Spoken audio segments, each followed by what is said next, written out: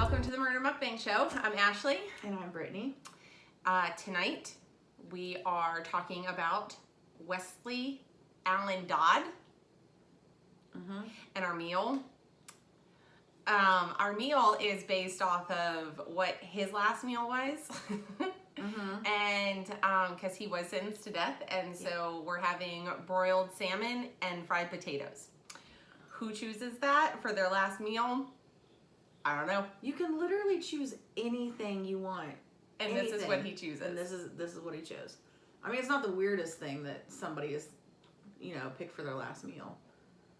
Like, Eileen Warnos just had a cup of black coffee. But okay. Well, regardless. So this is a story that I actually had never heard of, and Brittany is the one who chose this story tonight. So I'm going to talk a little bit about him. We are we also have a dessert. I'm sorry. Let's talk about this. I did not make the dessert this week. I'm sorry, because I made the meal instead. So I made the dessert from a box. From the grocery store. From the frozen section. So it's key lime pie. Westley Allan Dodd had over 50 victims that he molested. So we'll get into it. Okay, you ready? Mm-hmm. All right. How are the potatoes? Really good. Okay. I'm starving. Okay, good. Me too. Okay. So Westley was born July 3rd, 1961 in Toppenish, Washington. Yeah, somewhere. I would say Toppenish. Yeah. So, side note here. I don't understand what's going on with the Pacific Northwest and the serial killers and molesters and stuff like that, but they've got something seriously going on there, which is really freaking weird. Yeah. So, I'm just going to say that. He was the oldest of 3 children. And I guess he originally, when he first was arrested, he originally claimed the salmon also has the skin on it still, just so you know. Do you eat that? No, I don't. Okay. Anyway, so when he was first arrested and telling his story or whatever, he claimed that he didn't come from an abusive home. His parents never neglected him. However, they never did say, I love you, or gave hugs. Basically, they didn't show any form of affection. So that, has to play a part in a child's development. They're not having that connection with their parents. But then later, it was actually written down in one of Wesley's diaries that his father was abusive emotionally and physically. So, that could include just spankings whenever he got in trouble. We don't know. He also wrote that his parents would have violent fights. So I'm assuming that probably his dad was probably physically abusive to his mom, and they eventually got a divorce. While Wesley was in school, he was kind of an outcast, didn't have any friends. He was never invited to any social events. Kids made fun of him and bullied him, and basically probably kind of sensed that he was a little bit of a weirdo, so that's probably why. But, when he's a loner, if he's not getting any affection or anything at home, he's not really sure what to do in school. Right. By the age of 9, Wesley realized that was beginning to realize that he was a homosexual and that he was sexually attracted to other boys. So that's at a very young age. I'm not criticizing anybody. You obviously come out of the closet whenever you feel that you need to. But that at 9 years old, that's got to be kind of confusing and troublesome, not really knowing what to do with yourself.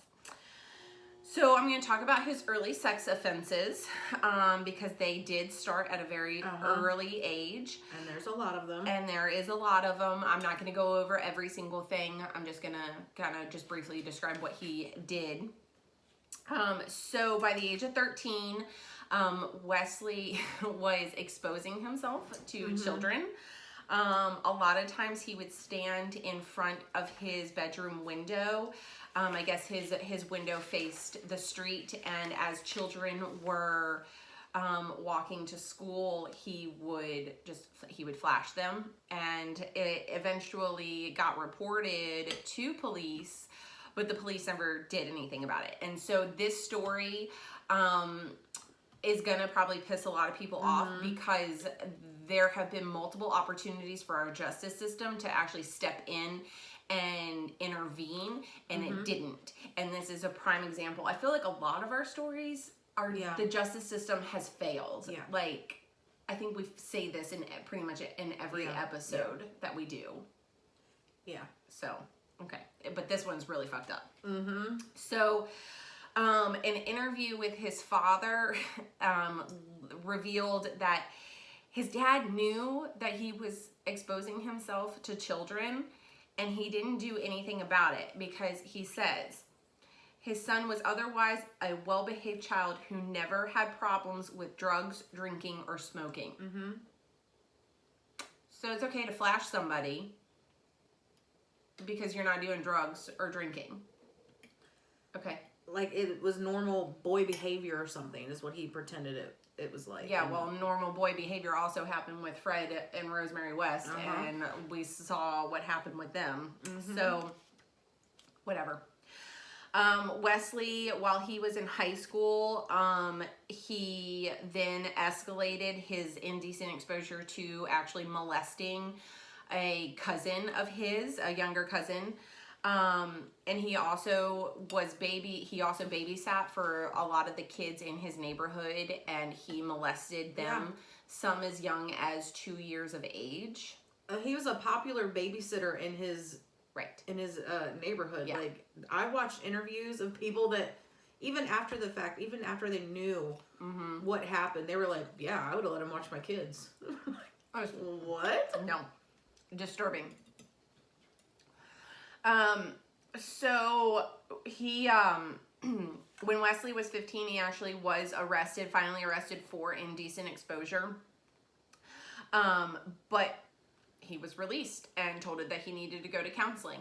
Like, this is the whole thing with, pedophilia. People think that, like, it's, I don't want to say that they think that it's okay to do, but they didn't think that the crimes were as serious as they were. Yeah. And so that's why, like, nowadays you're seeing longer jail sentences for pedophiles and stuff like that. But back in the 70s, they didn't get hardly anything. And so he was told he needed to get counseling. He didn't get counseling, or he did receive it. It obviously didn't work. But then in August of 1981, Wesley attempted to abduct 2 young girls, and it failed, and they reported him to the police, and he was arrested, but nothing was done. Like, he was, stop trying to attack children, and just send him on his way. Like, it's nothing. Pretty much a continuous slap on the wrist for this guy. It's ridiculous. So in about a month later, he enlisted into the Navy, so of course, because I guess he was never charged with any crimes, when you enlist in the military, you have to have a background check, and because he was never charged with any crimes, it didn't come up on a background check. I mean, at least that's how it is in, the 21st century. Obviously, it might be different in 1970 or 1980, but I would assume that they would have done some form of criminal history report. But nothing came up. So he enlisted in the Navy, and he was actually stationed at a submarine base in Bangor, Washington. And while he was stationed at the base, he molested a lot of the children that lived on the base near him. While he was still in the Navy, Wesley was, he offered a group of boys $50 to go to a hotel with him to play strip poker. They turned him in to the police, and he confessed to the police that his initial plan was to molest the boys. So I think that probably at this point in time was when he was like, I'm invincible. Yes, like, nothing can come to me. Yeah. I'm telling you that I was going to molest these children, and yet nothing was done. No files were charged, no charges were filed, and he was sent on his way. So he then, after getting released from that incident, he got arrested again for exposing himself to a young boy. And so why was he falling through the cracks because nothing was ever done with these previous arrests? Or so I don't really understand what is happening and why they're just continuing to let him go. I think because I watched some of the early interviews with like him, and I've watched some of the early testimonies before he actually committed the murders. Mm-hmm. And a lot of people think that he got away with it for so long because he was so well spoken when he talked about these things, and he talked about it in such a nonchalant way that they were just like, I don't think he's serious. I think he's just having some crazy thoughts, and he's not going to really do anything about it. He's not going to act on it. But wouldn't that raise some red flags? You would think. Yeah. I mean, it would raise red flags to me. Yeah. But I'm just saying, like, I think back then they just... Mm-hmm. It wasn't as, like you said earlier, it wasn't as big of a deal as it is now. Mm-hmm. And because he was just so la-di-da about the situation, like, yeah, this is what I want to do. This is how I've never done it before, but, sometimes I think about doing it. Yeah. I think they were just like, all right, well, Okay, bye. Okay, bye, you're harmless. Okay, whatever. So, when he got arrested this time, he actually, they did finally press charges on him, and he spent 19 days in jail. 19, not 20. Can't have that, nice even round number there. 19 days in jail. And he was also discharged from the Navy at this point. Mm-hmm. And then he had to receive court-ordered counseling. So, counseling is going pretty well for him, obviously. Yeah. So let's continue to keep doing the same thing over and over again. So in May of 1984, he was arrested again for molesting a 10-year-old boy, and he received a suspended sentence. Like, he didn't even do any jail time. Nope. So, obviously, the justice system is failing, and, it's just a terrible thing, because he could have been stopped. Was it failing, or is it kind of like the same situation that's going on now, where there's so many Where they're trying to pedophiles undercover that they're just trying to normalize it, and so many people are involved with pedophilia? I don't know, maybe that's why. I mean, maybe that's why all of these pedophiles get light sentences, because the judges and the jurors are also involved with it. You don't know. Hashtag save our children. Just speculations here, folks. No, these are just our opinions before we fucking get sued or a hit placed on us. Anyway. So, Westley continued. He was like, you know what? I'm doing all this molesting, and I'm getting away with it, and I'm living out my fantasies, living my best life. I'm just going to continue just to keep going to the next level and seeing how far I can push this, how much I can get away with. So he planned his entire life around children, like from where he lived to the jobs that he had. Mm-hmm. He made sure that he was always in contact with young children. Mm-hmm. He worked at fast food restaurants, visited parks all the time. He drove charity trucks. Mm-hmm. Anything he could do to make sure he was in arm's reach of a child, he would do it. He repeatedly molested the preschool children of his neighborhood. The mothers, and this is something else. Like, it wasn't just the justice system; it was also the parents to these children that were being molested by this man, because they didn't want to put their child through. It was too traumatic for them. It was too traumatic for them to go through court and go through a trial and get up on the stand and say, yes, that he did it. they didn't want their children to go through this, apparently. So that I don't understand, but I do to a certain extent, because you don't want to have your child to relive that, but also at the same time you have to think he's going to keep doing it to other children, and then those children are more than likely going to grow up and be pedophiles themselves.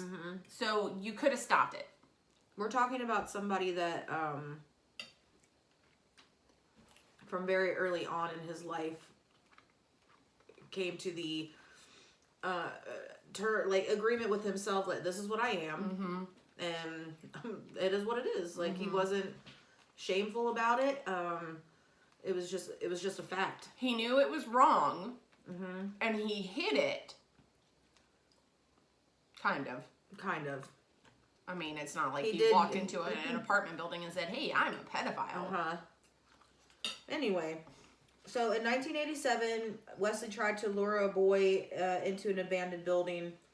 The boy was smart enough to go, to refuse to go with him, and started making a scene.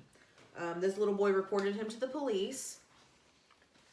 And this is something else. Like, back in the 70s, it wasn't like, that's when stranger danger started to, like, really get popular. Yeah. Because this was happening. All these children were getting fucking kidnapped and, murdered and raped. And parents had to start having these conversations about, there's bad people out in this world and don't talk to them. Yeah. Prosecutors were aware of his history of sexual offenses and recommended that he was sentenced to 5 years in jail. This is after he tried to lure this boy into an abandoned building. That's better than what sentences that he has been getting. But again, he's probably at this point molested close to 100 children. Yeah. And I feel like 5 years still isn't long enough for that. Because Westley had not actually touched the boy, he received the minimal sentencing, and he was placed on probation, and he was once again asked to seek counseling. Which this is like the 4th time that this has been recommended to him to seek counseling, and it's not working. It's not working. He still wants to rape and kill children. Eventually, Westley stopped going to treatment and moved to Vancouver after being released from probation. His sexual fantasies, again, just increased daily because he was just getting away with it. So he was like, this is such a high that I'm living on right now. I'm invincible. I can pretty much do whatever I want and nothing's going to happen to me. He said, the more I thought about it, the more exciting the idea of murder sounded. I planned many ways to kill a boy. So, in autumn of 1989, Westley decided that David Douglas Park, which was a park close to where he lived, was a good place to choose his victims. It was heavily wooded, and it had a lot of trails that went off, away from everybody. On September 4th, 1989, Westley went to the park with a fillet knife, which is a long, skinny knife. I don't even think you could kill somebody with anything, but that's more for, like, filleting a fish. Filleting a fish, not really. I mean, I don't know. It's a pretty sharp knife, so. That's true. And shoelaces. A knife and shoelaces. I can't forget the shoelaces. Yeah, don't forget that. So at this point, he lured 2 brothers, Cole, age 11, and William, age 10, the Near brothers, and he lured them into a secluded area of Douglas Park. He forced the boys to undress and then tied them with the shoelaces to a tree. How many shoelaces do you think that this guy had to have? I mean, they're young, so I would say 2 laces per arm. I mean, okay. I don't know. It's irrelevant. This just makes me think. So while the boys were tied up, they were sexually assaulted. After, Westley stabbed the boys to death and then fled the scene. 15 minutes later, a teenager was walking past on the trail, spotted the bodies. Cole was pronounced dead at the scene. William was about 100 yards away from his brother. I don't know, maybe if he was able to run before he was killed or if he crawled to the spot that he died after he was stabbed. Like many killers, Westley started keeping a scrapbook of all of his murders because, again, they like to relive this moment over and over and over again. Yep. It gives them sexual gratification to relive this, so they have to keep items from the murder to make sure that they're not going to forget it.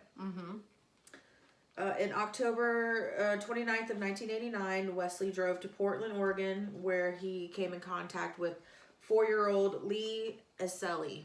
Iseli? Iseli.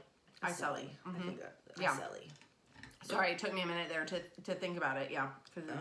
Yeah, Iseli. It's an interesting last name. I think it's Italian. Yes. Okay. And his 9-year-old brother, Justin. So Lee was playing at a park. He was by himself on a slide. And Westley convinced him to leave the park with him. His brother left the park. And Westley told Lee that he would drive him home. So the brother was like, well, okay, well, what are you going to do? And Lee was like, I'm just going to get a ride home. But this is like a 4-year-old kid. So why is the brother like...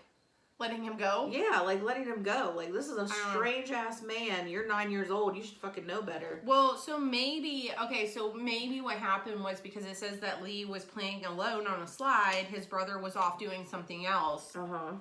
And so Westley took Lee, and then the brother was like, well, where did my brother go? And then he went home. Okay. That's kind of what I imagine happened. Okay. But could be wrong. I don't know. Anyway. Kind of strange. Where was I at? Talking about Lee driving him home. Oh, yeah. So, he took Lee back to the apartment.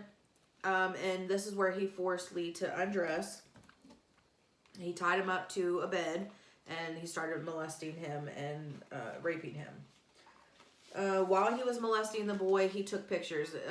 He took pictures of this entire altercation. I say molestation, murder and molestation of Lee. So he took pictures of the boy tied up.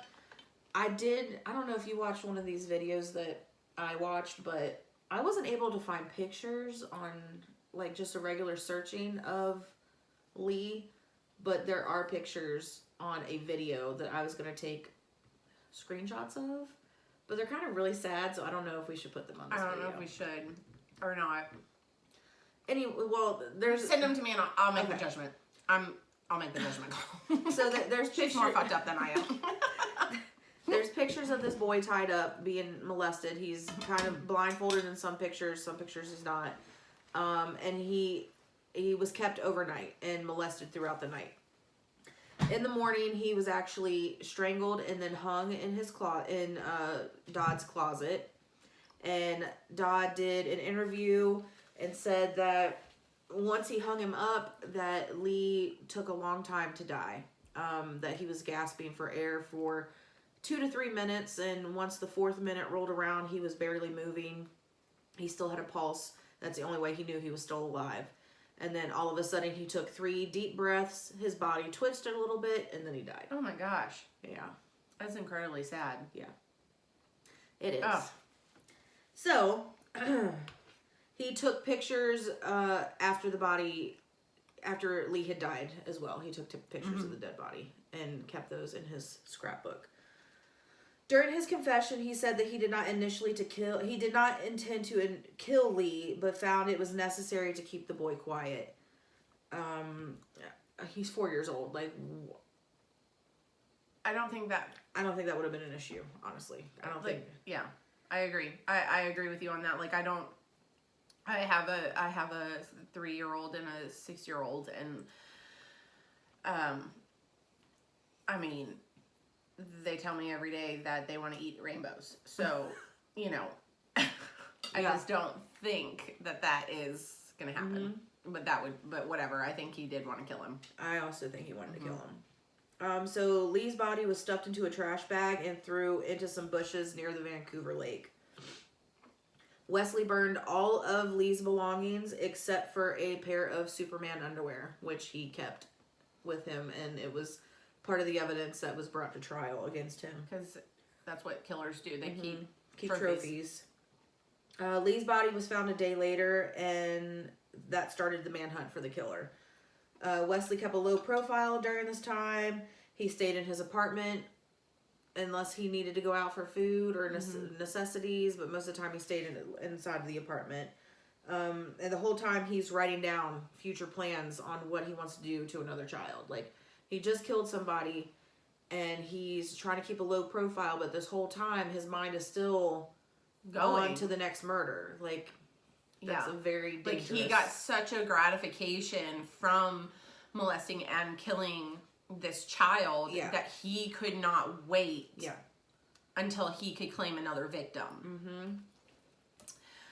Are you gonna talk about the torture rack? Oh yeah, he at this point, after Lee was dead and he was writing down these future plans, he also constructed this torture rack that he planned on using on the next body. Which, honestly, you know, in The Office, when Michael made his own stand for his Dundies. Do you remember that? Like, it's made out of pine or something. Yeah. Like, that's what that torture rack looked made like out of to rough me. sewn pine. Like, did that not? It was not very well. No, it wasn't. Made torture rack. Anyways, so if y'all don't watch The Office, you should, because it's awesome. All right, so I'm going to talk about his arrest and part of his trial. So on November 13th, 1989, so when was Lee attacked? Lee was attacked October 29th. Okay, so we're looking less than 2 weeks later, he is already out looking for another victim. Yep. So on November 13th, 1989, Westley attempted to abduct a 6-year-old boy from a movie theater bathroom. He had been there with his mother's boyfriend, I guess obviously watching a movie together, but whatever. And Wesley saw the kid. The kid was in the movie theater. Wesley was in there. He was just scanning the crowd for a potential victim. Saw this kid, his name is James Kirk II, get up and go to the bathroom. Now, I can't criticize parenting or anything like that, but I probably wouldn't allow my 6-year-old child to go to the bathroom by themselves. I don't know. That's just me. I am... At a movie theater? I am not a helicopter parent, but I certainly wouldn't be letting that happen. So 6 years old? No, they can't even wipe their own ass. They have no business going to the fucking bathroom by themselves. Right. So Wesley followed him to the bathroom. And when they were in there alone, he snatched him up. And the kid, good for this kid, he knew he had to put up a fight. And he did. He started kicking and screaming and yelling. And as Wesley is like carrying him out through the lobby, and he's got this crying kid, he's got him like thrown over his shoulder. He's like trying to calm the kid down. So now this is when... that you're like you see people like that in public with their kids screaming and yelling in public. Like, I would whoop that child. Like, I'd be like, beat that kid's ass. Do it now. But then you also have to think, like, what if those kids are the ones that are being abducted? So I don't know. Yeah. Anyways, so Wesley's trying to get the kid to calm down. The kid is still screaming his head off, rightfully so. The theater employees notice this and they become instantly suspicious of it. But yet they didn't do anything right away. And so Wesley gets the kid out to his car. And I guess there were a bunch of like witnesses, passerbyers that were witnessing what was happening. And the kid gets away. And so he runs back inside the movie theater, And he, the boyfriend of James's mother, his name is William Graves. He comes out to the lobby, which I'm assuming that he was probably like, "Hey, where is James?" Yeah. And then like is like, "Let me go check and see if he's okay." And then that's when the employees were like, "Hey, James was almost abducted." And so Graves went outside and started looking for Westley, like started basically hunting him down, like in the direction that he was seen fleeing. And by just a miraculous happening, Wesley's car breaks down like 2 blocks away or something. Yep. And so William Graves was able to catch up with him. He played it cool and said, like, pretended that he didn't like know anything was going on, and he pretended to was going to offer the guy help. He gets him into a headlock at some point and marches him back to the movie theater, and the employees called the police and said, "Yeah, that's the guy who just tried to kidnap your son." So the local police arrested him, and then I guess that I'm not sure, I couldn't find too much on how they put 2 and 2 together, but they contacted the Portland police task force that was investigating Lee Iseli's death. And then so they were then able to kind of piece things together at that point. And once they started interviewing Westley, he confessed to murdering the Near brothers and Lee.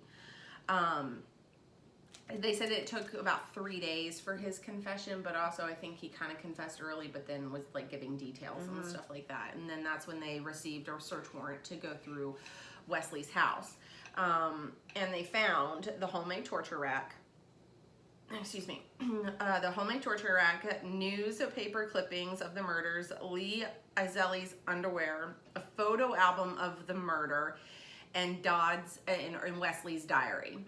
So, which was very detailed. Yeah, very detailed, like with pictures and everything. And in one of his diary entries, it stated that he had prayed to Satan to send him another victim. And it said, "I've now asked Satan to provide me a 6 to 10-year-old boy to make love to, suck and fuck, play with, photograph, kill, and do my exploratory surgery on." I don't know what kind of exploratory surgery I don't know. I tried to look it up. I would imagine that he probably was going to do just some dissecting of penises or whatnot. Yeah, I don't know. More than likely. I can't. I can say go. Yeah. We're not laughing. I don't know. It's just the whole thing of make love to, suck and fuck. That just is disturbing to me. Anyways, so Wesley then was finally charged with aggravated first-degree murder and also attempted kidnapping of James. Wesley initially pleaded not guilty, but then later decided, you know what, I've got to stop, and he pled guilty. During his trial, the prosecution read excerpts from Wesley's I made a typo there. I showed diarrhea or diarrhea instead of diary, and showed pictures of Lee's murder. You know, like they had a pretty strong case against Wesley, and then the defense is just like, we're not going to call any witnesses and present any evidence otherwise. So there you go. If they actually flew white flags in like trials, the defense, that's what they would have done. Be like, can't argue that. Can't do anything. I got nothing. I'm just here. I'm just quarter pointed, man. So Wesley was found guilty and sentenced to death. After Wesley's trial, it would have been pointless to speak on his own defense, he said it would have been pointless to speak on his own defense, and ultimately the system failed repeatedly. Like, he was admitting, I'm not going to fight anymore. Like, I've literally been trying to tell you guys for years that this is what I wanted to do. And you kept fucking letting me go. So, whose fault is this really? So, he requested to die by hanging and said that he would be willing to die if it brought peace to the victims' families. And he also chose to die by hanging because that's how he killed Lee. I mean, what if he had chose to be, stabbed to death? Well, I guess you... I'm sorry, that's stupid. You can either be put to death by either electrocution, lethal injection, or by hanging. I don't even think they let you be hung anymore. No, not anymore. Yeah, it's just lethal injection now, I think. Yeah, and they don't even do electrocution anymore. But like, he had those options and he chose hanging. I think in Texas they still do electrocutions. Do they? Yeah, I think so. Okay. I mean, maybe. I could be wrong. I have no idea. I think they call the chair Old Smoky. Isn't that fucked up? Smoky or Sparky? Oh, Sparky. old Sparky. Either way is funny. Damn, we have some dark senses of humor. Anyway, so he refused to appeal his case. He was like, "No, I'm done. I told you guys. Told you. I murdered and raped these boys." What do you not understand? Like, I don't need to appeal anything. Oh my gosh, yeah. Just kill me. He stated that he was that his fetishes and his impulses and fantasies were uncontrollable, that he could not control it, and that if he was released, he would kill and continue to molest children. He said, "I must be executed before I have the opportunity to escape or kill someone else. If I do escape, I promise you I will kill and rape again, and I will enjoy every minute of it." During his trial, Wesley also wrote this pamphlet on how parents could protect their children from child molesters like him.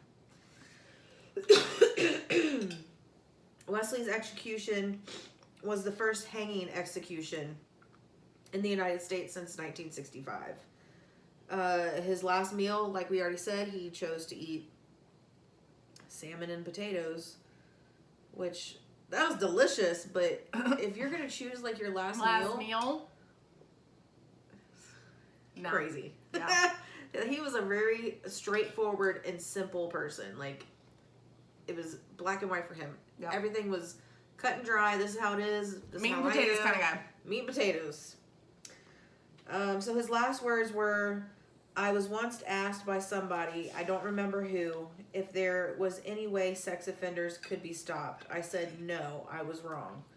I was wrong when I said there was no hope, no peace. There is hope. There is peace. I found both in the Lord Jesus Christ. Look to the Lord and you will find peace." I feel like a lot of people that are getting ready to be put to death, this is like their last ditch effort to just be like, just in case heaven exists. Yes. Let me make sure I do this really quick. Yes. So I can get in. Like, yes, I agree with you 100% on that. Because there's so many serial killers that do this exact fucking thing. It's the fact that you're about to die. Yeah. And you don't know if there's a heaven or not. And you don't want to risk the chance of not getting in. Yeah.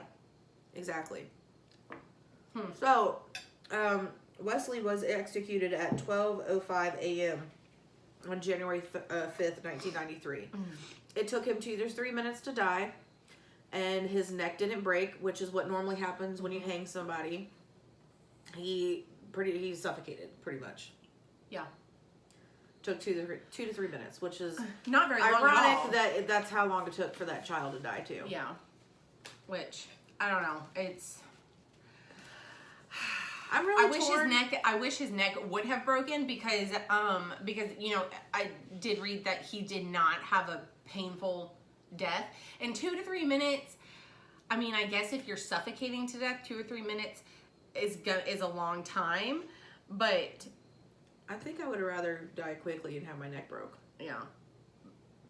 Yes, I agree. Like, suffocation is not a way that I want to die.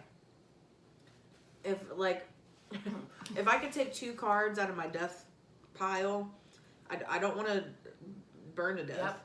And I don't want to drown. Yep, me too. Those 2 things? Yep. Nope. No, I couldn't. Just the thought of not being able to breathe. Yeah. And the amount of excruciating pain that you would be in if you were set on fire. Yeah. You don't even die when you burn to death. You don't even die from the fire itself. You die from the pain. You die because it's so fucking painful that your heart stops. Like, yeah. No, thank you. Yeah, no thanks. I don't think so. So, anyways, I'm really torn on this case, and I kind of feel like you are kind of feeling the same way because. Yes, what he was wrong. He's a monster. He's a fucking monster. Absolutely. But this is one of the first serial killers / child rapist murderers that was so aware of who they were and was so honest about who he was. And it's just sad knowing that people that are like this, it's because they are sick. Like, they have a mental disease. Mm-hmm. And it's sad because it's like they are set up for failure from the minute they're born. Right. Like, I know in some cases it's because people go through traumatic things and it changes them as a person. But when you're somebody like this and you had an okay childhood and you still happened? You were given all the tools to have a good life, but you have a mental disease and you're sick. Right. And it's just sad that these people, like, there's no hope for them, you know? And I really hate to say this because I don't want to sound like I'm empathizing with him at all, but I do have respect for him as a human being because he molested all of these children and did all of these horrible things that never should be done. And he tried to tell people multiple times. He tried to tell people this, and the system failed. And then finally, it wasn't until 3 boys had to lose their lives that he was like, I'm not going to change. Yeah. And I feel like the majority of killers, rapists out there, they go to prison, they go to jail, and they're like, oh, I'm reformed. I've been in group counseling. Yeah. I'm not going to do it ever again. Yeah. He knew if he was let loose, he would do it again. Yeah. And so he's basically taking responsibility for his own actions, which is something that I have to respect because nowadays people don't take responsibility for their own actions, and that's a huge thing for me. Yeah, you know. Agreed. So I'm not empathizing with him. I think he's a sick fucker, and I'm glad that he's dead. He deserved to die. He deserved to die. Don't get me wrong on that. He definitely deserved to die. But the respect that he could recognize that he had a problem. Yep. And he knew something needed to be done about it. So good for him. Good for him. But good that he died. Good. I'm glad he's dead. Let's just make that clear. Yeah. All right. That was our show this week, guys. Thanks for watching. Thanks for coming back to watch. We have a little bit of a different camera setup this week, so because we've heard people say that the video has been grainy, so hopefully tonight the video is better. Hopefully. We'll see. Fingers crossed. And hopefully it doesn't get erased. Oh my God. Hopefully you guys even see this video because we've had issues before of it potentially getting erased, and it's been horrible. Anyways, so we will see you all in 2 weeks. Thanks for watching. This has been the Murder Mukbang Show. You kill them, we grill them. Okay, bye. Bye, guys.